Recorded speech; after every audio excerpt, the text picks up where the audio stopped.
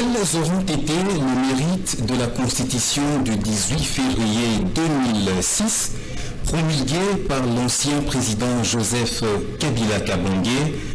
Quels sont les avantages que le peuple congolais peuvent tirer justement de cette constitution, son apport significatif pour le bien-être de la République démocratique du Congo? C'est le sujet que nous avions abordé lors de la dernière occasion où nous avions échangé dans le cadre de cette émission. Et aujourd'hui, mesdames et messieurs, avec le même élan, nous poursuivons cet échange avec le même sujet. Mesdames et messieurs, vous êtes nombreux à nous regarder en ces instants. Nous vous disons bonjour et merci de rester fidèles sur Vert Pâturage Télévision pour suivre ce magazine Droit pour tous.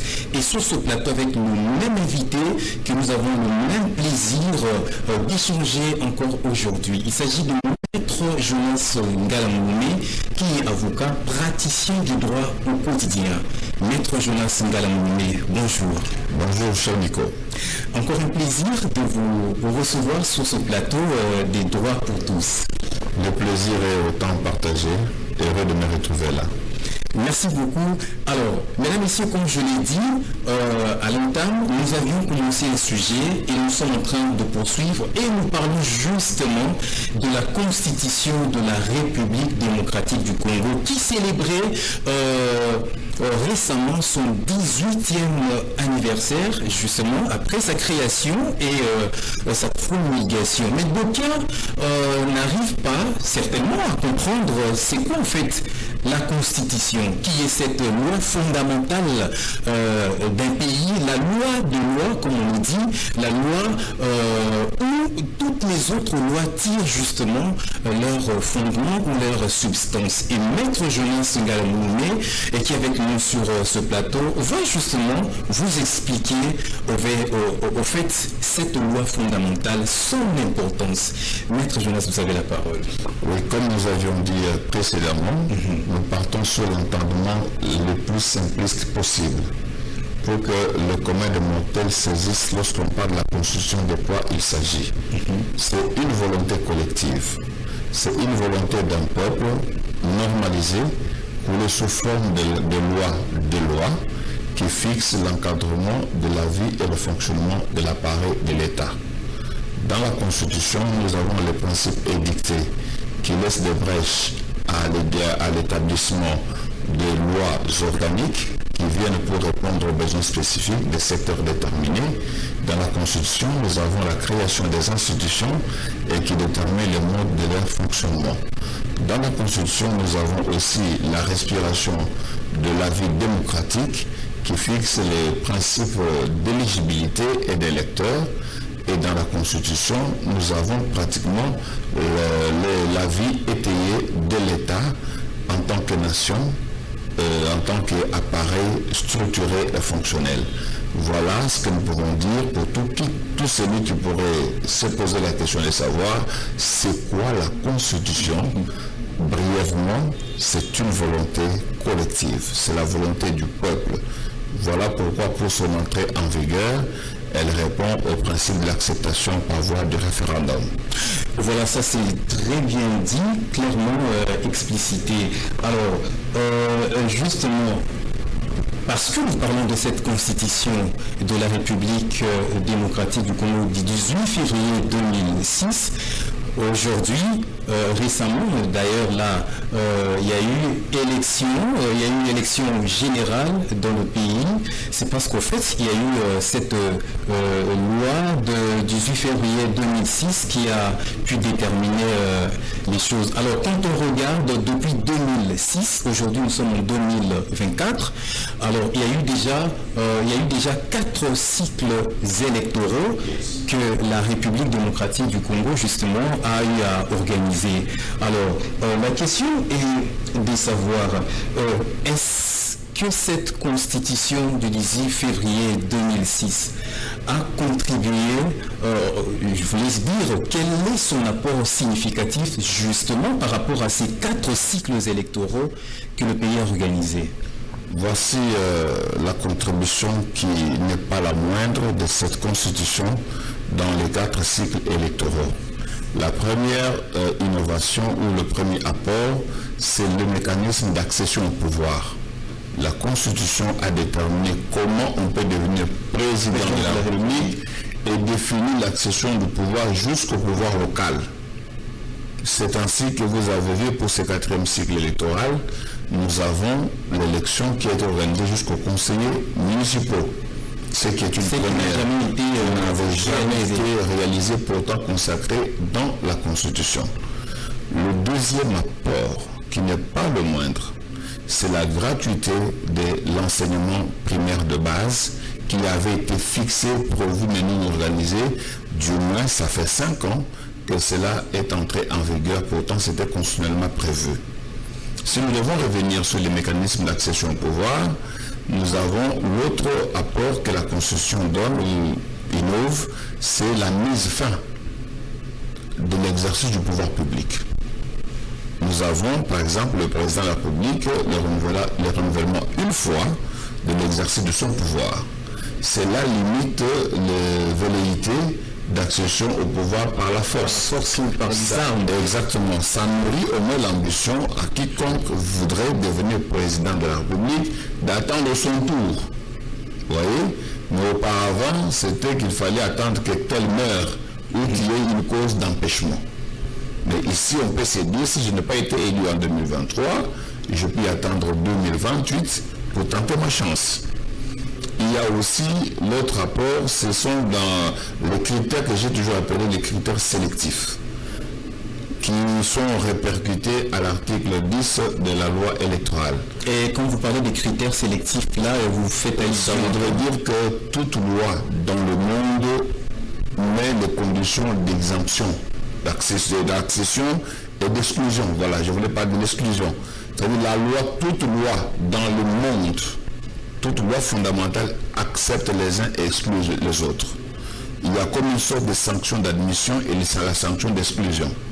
À titre d'exemple, pour être président de la République, il faut être congolais d'origine. Tout congolais d'acquisition ne peut pas devenir président de la République. Vous avez par exemple aux États-Unis la loi fondamentale, la Constitution des États-Unis qui dit, pour être président de la République, il faut être né sur le sol américain.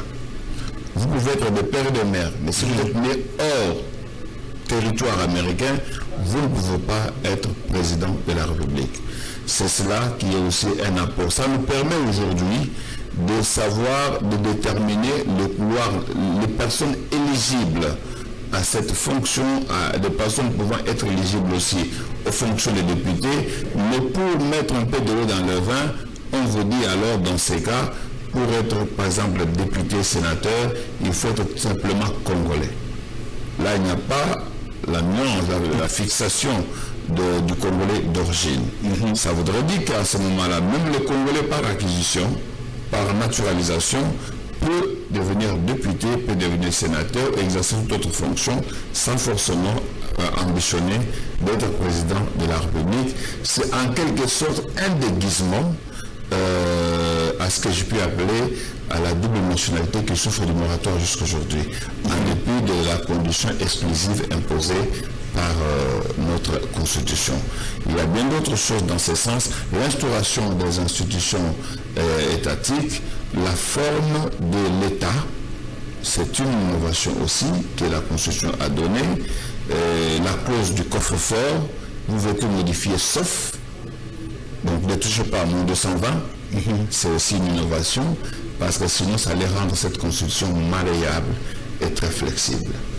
Mais lorsqu'on examine froidement cette Constitution, il y a lieu de constater que il y a une sorte de politique de 2 poids et 2 mesures, si je veux le dire comme ça, d'après ce que certaines personnes le disent, par le fait que cette Constitution vient rendre le citoyen lambda ou le pauvre plus pauvres encore parce qu'ils n'ont pas assez de ressources, les plus riches.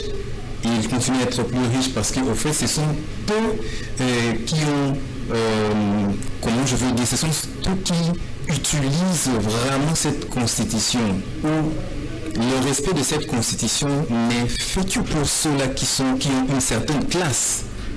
Bon, moi je pense qu'il y a un problème de la perception de la constitution par le commun des mortels et une sorte de pratique de la constitution par le pouvoir public.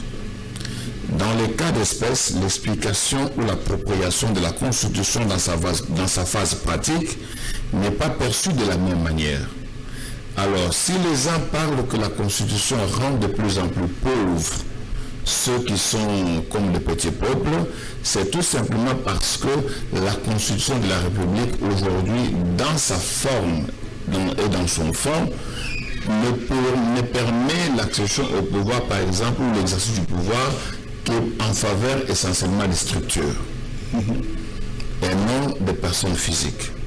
Il est rare, alors, dans la condition constitutionnelle de notre pays, de voir un candidat indépendant accéder au pouvoir, mais il est aussi rare de pouvoir aussi faire un suivi accentué du contrôle constitutionnel dans la gestion de la chose publique.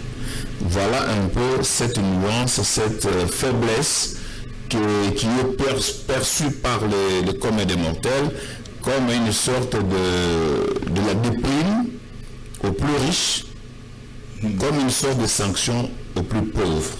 C'est ainsi que vous avez des cartels qui se développent en forme de famille et de groupes d'individus qui sont à l'exercice du pouvoir depuis des décennies. Alors si aujourd'hui le Congolais perçoit et saisit le mécanisme constitutionnel, il peut entreprendre des choses pouvant mettre un terme à cette hégémonie de ceux qui sont considérés comme classe politique depuis 60 à ce jour.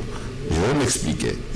Allez-y. Il faut aujourd'hui que les Congolais les plus simples puissent aller en fédération.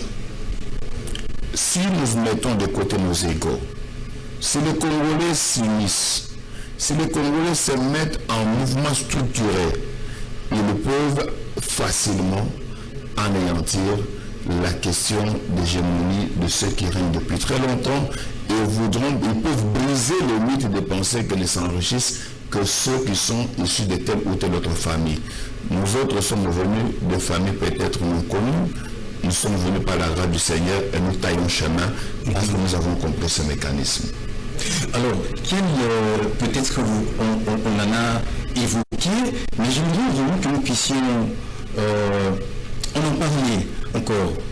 J'ai jeté un regard sur ce qui peuvent être vus ou considérés comme étant les faiblesses de cette constitution. Parce qu'au fait, quand on ne relève pas cet aspect de choses, j'allais dire, eh bien, les Congolais n'auront peut-être pas à espérer justement à des lendemains meilleurs.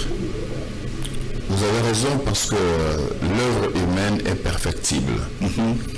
Notre constitution a quelques faiblesses. Parmi les faiblesses aujourd'hui, c'est le tribalisme qui est consacré par la constitution. Il vous suffit de regarder le mécanisme de représentativité, ce qu'ils ont appelé géopolitique. C'est-à-dire qu'aujourd'hui, le gouvernement de la République n'est pas constitué essentiellement sur base des compétences. Mais l'on vous impose que pour qu'on ait un gouvernement, il faut que chaque ressortissant de tel coin soit représenté dans le gouvernement, quel que soit le cerveau qui y est envoyé. S'il y a un coin qui n'est pas représenté, tout de suite le matin, c'est de communiquer. Genre, nous, ressortissants n'avons pas vu depuis, sur des déclarations vaines et inutiles. Le tribalisme, c'est ainsi. Et là, vous allez continuer, oui. Et là, on bafoue l'aspect lié à la compétence. Parce qu'en fait, c'est la compétence qui fait marcher quand même une nation, qui fait marcher les institutions de la République et autres. C'est ainsi que moi je suis adepte du retour au mécanisme national qu'avait laissé le maréchal Mobutu. Ça, on peut tout dire, mais c'est un plus qui reste gravé dans la mémoire collective à aujourd'hui.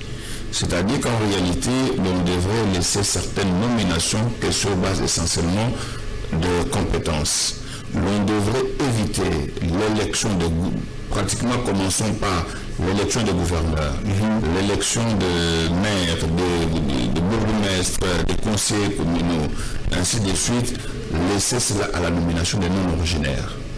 Parce que lorsque nous allons dans les non-originaires, nous avions parlé l'autre fois de, par exemple, de Mme Zouzoua Bobo, qui n'est pas ressortissante du Congo central, mais c'est parmi les meilleurs gouverneurs du Congo central. Comme de Villa Kikalo également.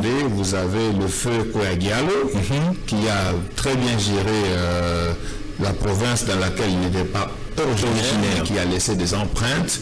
Donc il y a lieu de pouvoir partir sur cet aspect, parce que la conséquence c'est laquelle? Lorsque le gouverneur est élu parce qu'il est originaire de sa province, la composition de son gouvernement provincial devra répondre à la même exigence.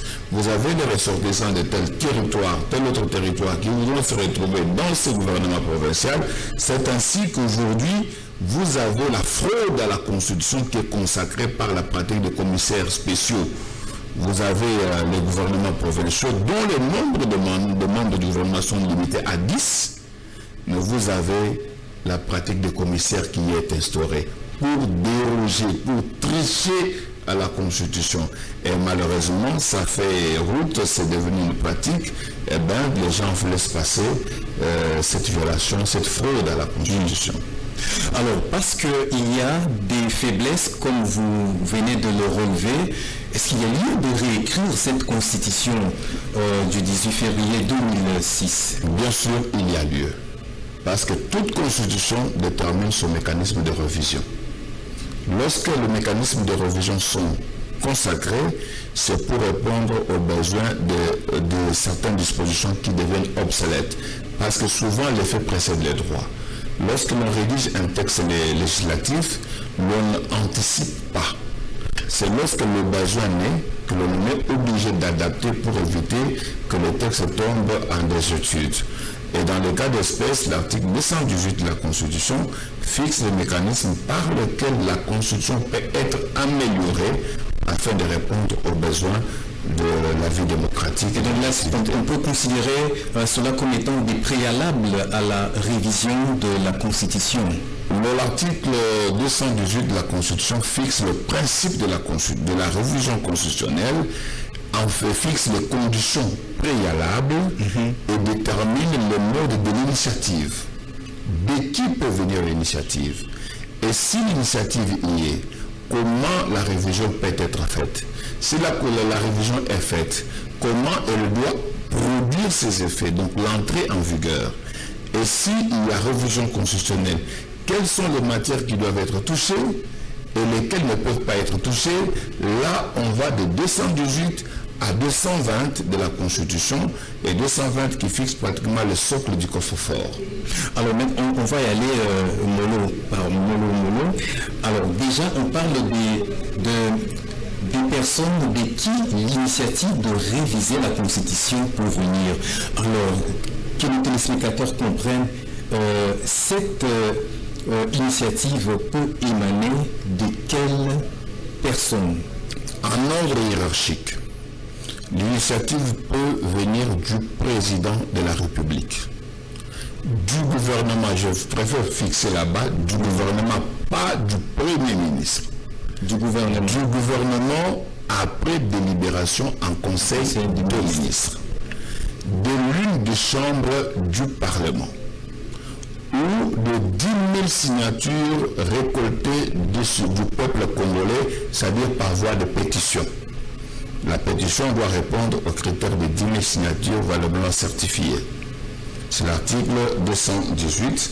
Je crois que nous pouvons rapidement, parce que jeter un coup d'œil, pour fixer les termes de la loi, qui est très, très précise là-dessus. Donc voilà. Donc je disais 100 000, pas 10 000, 100 000, je corrige le point 4. Une fraction du peuple congolais, en l'occurrence 100 000, qui doivent s'exprimer valablement par voie de pétition. Et chacune de ces initiatives doit répondre à la censure du Parlement. Ça passe par la chambre basse et la chambre haute, communément appelée Assemblée nationale et Sénat. Dès l'instant que les deux chambres ont adopté, pour l'entrée en vigueur, il y a une condition préalable. Et la première condition préalable, c'est que soit en temps normal, on passe par voie référendaire, on soumet directement au suffrage direct du peuple qui en censure, ou s'il y a des conditions, des besoins de l'urgence, on passe par voie du Congrès. Et là, les conditions pour être adoptées au Congrès, la Constitution parle qu'il faille absolument dégager la majorité absolue des membres du Congrès, c'est-à-dire l'Assemblée nationale et le Sénat réunis en Congrès. Et le Congrès peut être invité à la demande du président. Dès l'instant que cette étape est passée, c'est à ce moment-là que la Constitution telle que révisée retourne à la censure du président de la République en tant qu'institution qui engage la nation par sa signature pour besoin d'opposabilité et passe par voie de la promulgation de celle-ci. Très bien dit. Là, justement, vous avez fini votre idée. J'ai fini mon idée sur cette question. Alors, on aborde la question de « touche pas à mon B120 ». Voilà. Alors, comme je le disais, avant d'en arriver à 220, il y a l'article 219 qui limite ou qui interdit dans certaines circonstances la révision de la Constitution.